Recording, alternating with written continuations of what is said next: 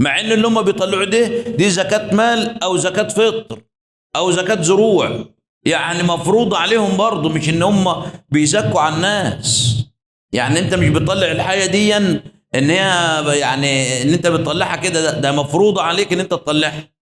دي من فرائض الاسلام. مش هيتم صيامك الا لما تطلع زكاه الفطر، اللي احنا النهارده بنقول لك الاداره الافتاء قالت 35 ما فيهاش حاجه لما نطلع 30. طب ما بدل ما تطلع 35 ما تطلع 100. طهر نفسك.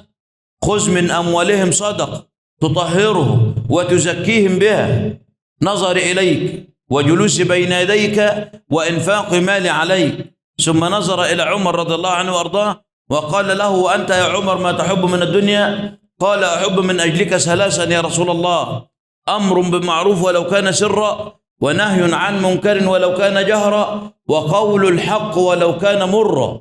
امر بمعروف ونهي عن منكر وقول الحق. امر بمعروف اللي احنا النهارده لما بتيجي يبقى جارك غلط او ابنه غلط او اي حد غلط، تيجي تروح تأمره وتقول له دي صح وده غلط، يروح يكتب فيك بلاغ في المركز.